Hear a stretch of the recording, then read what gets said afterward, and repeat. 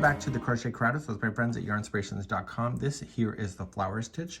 It's different from the tulip stitch, and in this tutorial I'm going to show you how this is done, and also in another tutorial I'm going to show you the tulip stitch that will look like this. So you can see that one here, the flower stitch is pretty flat and the tulip stitch is very three-dimensional. Of course the tulip stitch, because of that, is going to use up a lot more yarn. I'm going to tell you the stitch multiples, and you can decide to go as big or as little as you want to. You can do it as many times as you want to in the sequence, and then you can throw on a border, maybe just single crochet around, just do some final touches, but I'll leave that creative edge for you. Let's show you how to do the flower stitch. And if you want to change the size of this, it's in multiples of 3. So go 1, 2, 3, 1, 2, 3, 1, 2, 3, and stop when you think you're happy with the width of it. And once you have your chain done, I only have 18 here, which is a multiple of 3. We're going to start row number 1, and you're just going to go and turn it and get the back hump of the chain. If you don't wish to do the back hump in the regular stitch, you can decide to do that. Second chain from the hook, no matter how you do it, is going to be a single crochet, and you'll single crochet with this color all the way across for row number 1. Coming across my row, I'm done, and I want to exit this color, so just get rid of it. I've been on the computer too much today, and I'm just going to finish it off like this. I'll weave in the tails later if you were doing a real blanket. So I'm going to turn my work, and we're going to get ready with the leaf color of your plant next. So row number 2 is going to start with the color of the leaves, green. If you decide to have purple leaves, who cares, right? It's your creativity. And you're going to go into the very first stitch, and you're going to attach, and I need you to chain 3.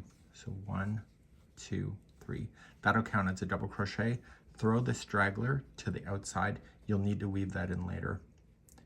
You're going to skip the next one, and you're going to put a V-stitch in the next one after that. And a V-stitch is going to be 1 double crochet, chain 1, 1 double crochet. And then this is the repeat going all the way across. Skip 2, and in the third one, do a V-stitch. So double crochet, chain 1, double crochet. So please do this all the way across, and I will see you close to the end of the row. This is row number 2. When you get all the way across, after skipping 2, you're going to come in and you'll still do your V-stitch, and there should only be 2 stitches left after the end of this one, which in this case is right because it's a multiple of 3. So skipping the next one, you just double crochet into the last stitch, and you're going to get rid of this color, and this will be your leaves, and just trim. You can weave in your ends later. Let's move on to our row number 3. The sky's the limit on colors. Row number 3 I'm about to show you is different from the way that it's written in the pattern. Okay, so the way it's written in the pattern currently at the time of filming is that you're going to be eliminating stitches by accident, but it will be corrected. So come into the very first stitch, and you're going to attach. I need you to chain 4. That's different from the way the pattern's written. So chain 4. So 1, 2, 3, and 4. In the chain 1 that's in between the V-stitch, just like you see, that's where you're going to play this whole time, and you're going to do a cluster. And the cluster is going to be yarn over, going into the chain space, pull through 2, and hold. Do another one, wrap and pull through 2, and hold. You're going to keep collecting these stitches as you have, so you don't want to ever finish the stitch. So yarn over, going in, pull through 2, and hold. Once you can count 4 loops, you're done. So yarn over, pull through everything, and that is your flower right there. To move on to the next flower, you have to chain 2 and then go into the next one. So yarn over and in, pull through 2, and hold. And do that again and again. And how many loops do you need to see? 4. So pull through all 4, yarn over, pull through all 4, chain 2, and move along. So I need you to do this all the way across, and I'll see you at the end of the row in just a few seconds from now. Once you get close to the end of the row, the last V-stitch is also going to have a cluster, which is your top of your flower. Pull through once you see 4, chain only 1 this time, and in the turning chain, apply 1 double crochet in.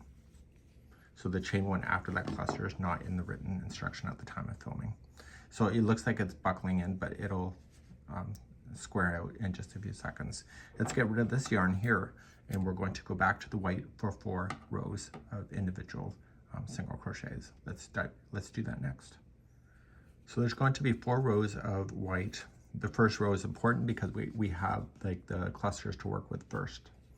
You're going to attach in the top of the last double crochet. Just attach, chain 1, and single crochet into the same one. So that's 1 stitch. This is a chain 1 space. This is not indicated in the pattern. This is me telling you. So you're going to single crochet right into that first space before the first flower starts. The remaining all the way across until you get to the end is that you're going to put 1 in the flower, so right at the top. And then the next 2 are in this chain 2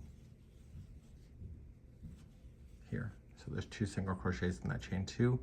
Okay, so there's going to be 1 in the top and 2 in the chain 2. And you're going to do this all the way across. It'll just take you not a lot of time because it's pretty quick. Even on a longer sample, it won't take you too long. So the deal is that because I'm having you improvise with the corrections, once you do your last top of the flower, there's 1 chain 1 space you cannot really see, but it's there. So you'll put 1 single crochet in the chain space and then 1 into the turning chain. And let's turn our work and do the next 3 rows. Rows number 5, 6, and 7 are all the same. Just chain up 1 and apply 1 single crochet in each of the stitches all the way. And on the very last row, number 7, you're going to change the color back, and you'll start doing another set of leaves and then another set of flowers after that. So there's essentially just 4 rows of single crochets that separate these out. So please do this, and I'll be back in just a few seconds. So do rows number 5, 6, and 7. I'll be right back. So let's go through the repeating. We've already just completed now 1 set of flowers and then 4 rows of white.